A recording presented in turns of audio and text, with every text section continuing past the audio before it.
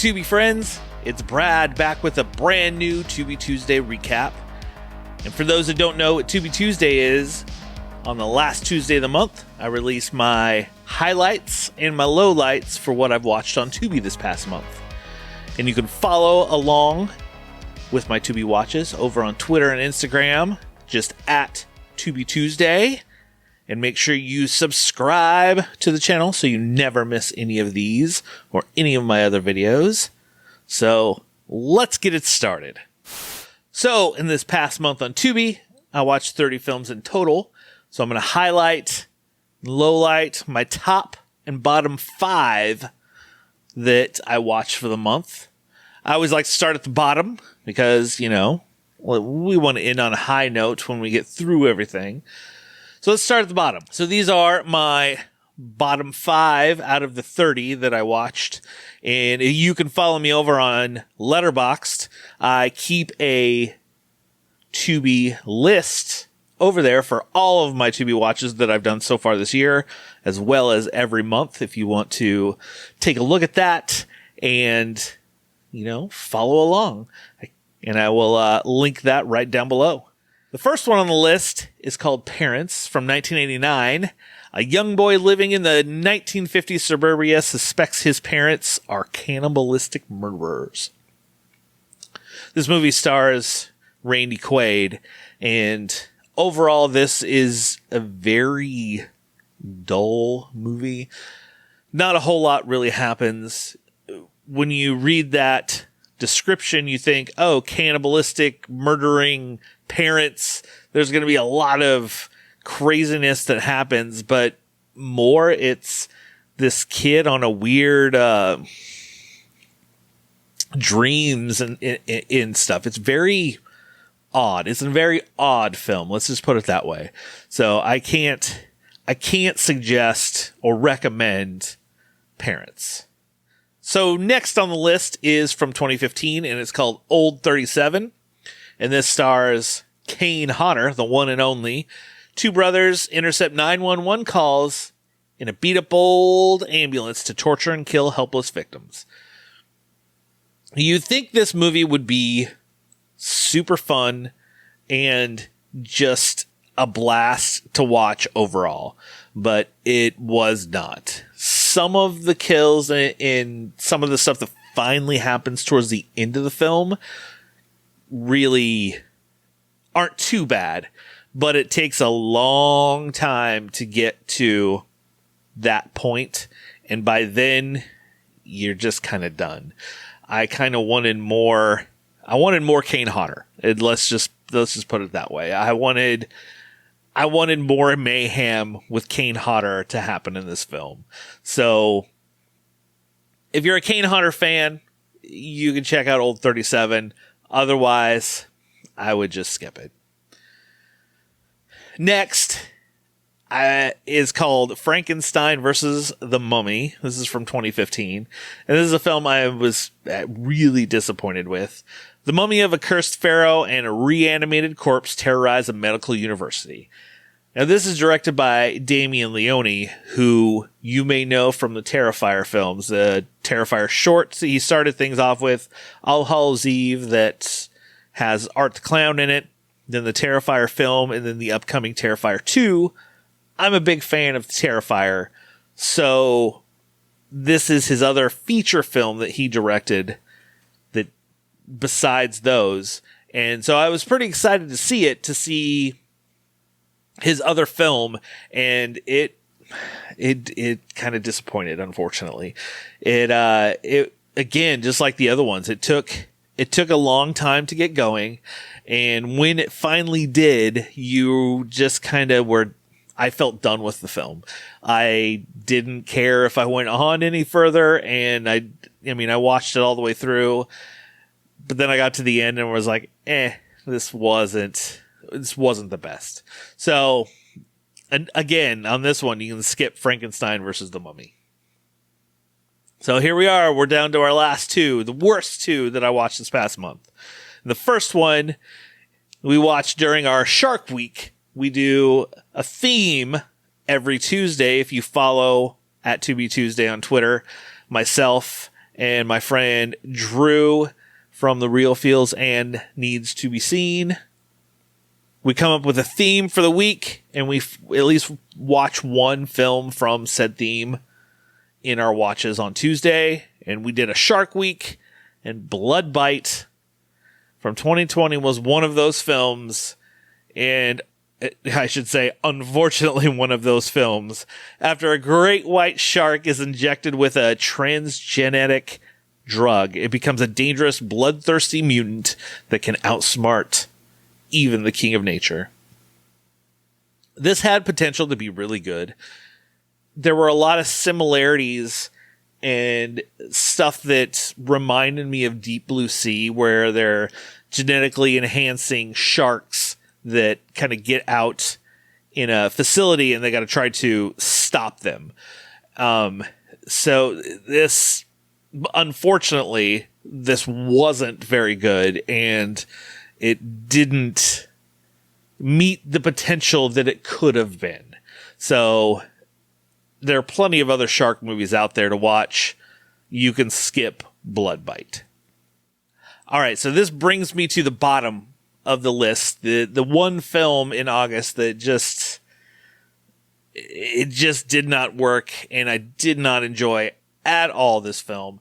I have been watching through the Puppet Master series, starting with Puppet Master from 1989, and I've been going through each film, and I came to Puppet Master's Legacy, which is basically Puppet Master 8. This came out in 2003, and this film just was such it just felt like a cash grab, if you can call it that.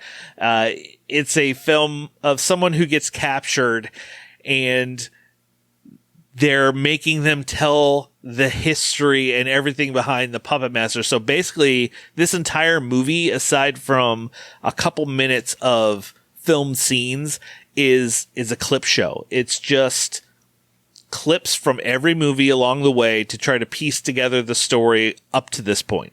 So it's the review show, so to speak, to get you ready for the next film. And I hated it. Absolutely hated it. I thought it was a waste. I've watched 7 movies up until this point. I don't need to watch an entire movie where it's recapping everything that I just watched. I get it if you are jumping into Puppet Master late. Sure, I guess that could help. Like, okay, I can jump from 8 and now move on. But those who have watched up to this point, sorry. So, Puppet Master The Legacy, if you watch the Puppet Master series, you can skip number 8 and just move to number 9. So, there you have it. There are the bottoms for August for Tubi Tuesday. Let's spin it around and jump to the top of the list and do our top 5 that I watched on Tubi Tuesday this past month. So number 5 on this is from 2006, and it's called Abominable. Not to be confused with the animated film. This is completely different. And a man crippled in a climbing accident returns to his cabin in the woods as part of his rehabilitation, but he wasn't prepared for the imminent onslaught. So this movie was super, super fun. This man comes to his cabin, and then a group of college kids come in next door as kind of a party, and he keeps seeing things happen out his window. It's kind of like a Rear Window kind of film where he's kind of watching and he sees the creature and he's trying to warn them until finally, like, all hell breaks loose and this giant Sasquatch abominable creature is coming after them, and there's blood and gore, and it was exactly what I needed when I watched it. It just had this old 80s movie feel to it 100% all the way through. And it felt like, this film was filmed in the 80s, even though it came out in 2006. And I would highly suggest checking out Abominable. So next on the list is documentary. One of our Tubi Tuesday theme weeks, we did documentary films. And this is one that I've always wanted to see. And finally had a chance to sit down and watch it, and it's called To Hell and Back, the Kane Hodder story from 2017. The emotional story of Kane Hodder, who survived a harrowing childhood and near-death accident to become one of the biggest and most beloved horror icons. And for those, if you're a horror fan, you probably know who Kane Hodder is. He played Jason in many of the Friday the 13th films. He was Victor Crowley in all of the Hatchet movies, and he has just been a horror icon for many, many years. He is an amazing man. If you ever get a chance to meet him at a horror convention, super nice guy, and just embraces this fandom around him.